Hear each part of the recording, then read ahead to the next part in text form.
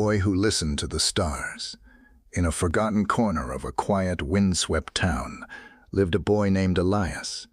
The town itself had no name worth remembering, just a scattering of old houses, dusty roads, and people who had long since stopped dreaming. But Elias was different. While others slept under the weight of ordinary lives, he spent his nights staring into the vast sky, convinced that the stars were speaking to him. Elias had grown up poor. His father, a fisherman who rarely returned with enough to feed them, had vanished into the sea when Elias was only 7. His mother worked endlessly, her hands worn and cracked, her spirit dimmed by years of survival. Yet, despite everything, she never discouraged her son's strange obsession. "You're chasing something no one can see," she once told him gently. Elias smiled. Maybe they just don't know how to look. Every night, he climbed the hill behind their house, carrying an old, broken telescope he had found in a junkyard. It barely worked. The lens was scratched and the stand wobbled, but to Elias, it was a gateway to infinity. Through it, he mapped constellations, named stars, and imagined distant worlds filled with wonders beyond human understanding. He wasn't interested in becoming rich or famous. He didn't care about escaping poverty in the traditional sense. What he wanted was something far greater, to belong to the universe itself. One night, everything changed. It began like any other. The sky was unusually clear, shimmering with countless stars. Elias adjusted his telescope and focused on a bright, unfamiliar point of light near the horizon. It pulsed faintly, rhythmic, almost like a heartbeat. "That's new," he whispered. The light grew brighter, then brighter still. Suddenly, it moved. Elias froze. Stars didn't move like that. The glowing object streaked across the sky, leaving behind a trail of silver light. It descended rapidly, heading straight toward the hills beyond the town. The ground trembled faintly as it disappeared behind the ridge. For a moment, Elias just stood there, his heart pounding. Then he ran.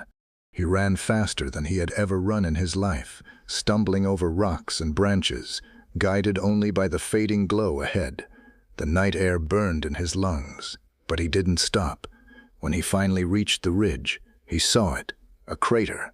At its center lay a strange, luminous object, smooth, metallic, and unlike anything he had ever seen. It hummed softly, casting a pale blue light across the ground. Elias approached cautiously. As he stepped closer, the surface of the object began to shift, unfolding like petals of a flower. A soft, warm glow spilled out, and from within emerged a figure. She was not human, at least not entirely. Her form was graceful, her features delicate yet unfamiliar. Her skin shimmered faintly, as if made of starlight. Her eyes, deep and luminous, held galaxies within them.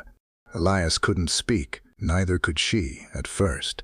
They simply stared at each other. Then, slowly, she stepped forward. "Are you from here?" Her voice echoed softly, though her lips barely moved. Elias swallowed. "Yes." She tilted her head, studying him with curiosity. "This planet, it is quieter than I expected." "Planet?" Elias repeated. "You mean Earth?" She paused, as if processing the word. "Earth," she said, testing it. "Yes, I suppose that is what you call it." "Where are you from?" Elias asked. She looked up at the sky, far beyond what your eyes can see. For the first time in his life, Elias felt that his dreams were not just dreams. They talked for hours. Her name was Lyra. She came from a distant world where time moved differently, where entire civilizations existed in harmony with the cosmos.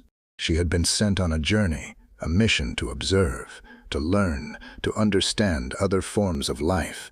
But something went wrong, she explained. "My vessel, it was pulled off course." Elias nodded slowly. "So you crashed here?" "Yes." A silence fell between them. Elias looked at her, then at the broken vessel behind her. "Can you fix it?" Lyra hesitated. "I don't know." For the next few days, Elias returned to the crater every night. He brought food, water, and whatever tools he could find. Lyra, in turn, showed him things he could never have imagined.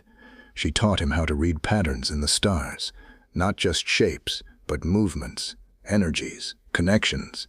She spoke of worlds where gravity bent differently, where light could be shaped like clay, where beings existed as pure thought. And Elias listened. Every word, every idea, every glimpse of the universe filled him with awe. But something else began to grow between them, something deeper. Lyra was fascinated by human emotion. She didn't fully understand it, but she was drawn to it, especially to Elias. His curiosity, his kindness, his unwavering belief in something greater, it intrigued her. And Elias, he was falling in love. He didn't realize it at first. It was subtle, the way he looked forward to seeing her, the way his heart raced when she smiled, the way the world seemed brighter when she was near. One evening, as they sat together under the stars, Lyra turned to him. "Why do you keep coming back?" she asked. Elias frowned. "What do you mean? You have your own life, your world, yet you choose to spend your time here, with me." He hesitated. Then he said the truth, "Because I feel like I belong here, with you." Lyra's eyes softened. "I don't understand that feeling," she admitted, "but I don't want you to leave either." Days turned into weeks. Together, they worked on repairing the vessel. Slowly, piece by piece, it began to respond. Lights flickered, systems awakened. But with each step forward, Elias felt a growing dread, because he knew what it meant. One night, Lyra stood beside the now fully restored vessel. "It's ready," she said quietly. Elias felt his chest tighten. "So, you're leaving?" "Yes." The word echoed in the silence. She looked at him. "You could come with me." Elias froze. "What?" "My world. It is vast, beautiful. You would see things beyond imagination. You would never have to struggle again." For a moment, the offer hung in the air like a dream. Everything Elias had ever wanted was right there.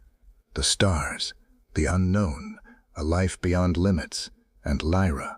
But then he thought of his mother, of the small house, of the life he had known. I can't," he said softly. Lyra's expression shifted, something like sadness. "Why?" "Because this is my home," Elias replied, "and there are people here who need me." Lyra looked down, processing his words. "I think I understand," she said after a moment. Silence fell again. Then she stepped closer. "I will remember you," she said. Elias smiled faintly. "I'll never forget you." The ship began to hum, its lights intensifying. Lyra hesitated. Then, unexpectedly, she reached out and placed her hand over his heart. For a brief moment, Elias felt something extraordinary, a warmth, a connection, as if the universe itself had touched him. "Goodbye, Elias," she whispered. "Goodbye, Lyra." She turned and stepped into the vessel. The light grew brighter, and then it was gone. The sky returned to normal. The crater remained, but it was empty. Elias stood there for a long time, alone, but not the same. Years passed. Elias grew older, but he never abandoned the stars. In fact, he pursued them with even greater determination. He studied, learned, and eventually became one of the most brilliant astronomers the world had ever known. People admired his discoveries. They praised his theories, but no one knew the truth. No one knew about Lyra. Every night, he still looked up at the sky, still searching, still listening. And sometimes, just sometimes, he would see a faint, familiar light in the distance, pulsing like a heartbeat. And he would smile, because deep down, he knew he was never truly alone. The universe had heard him, and it had answered once, and perhaps one day it would again.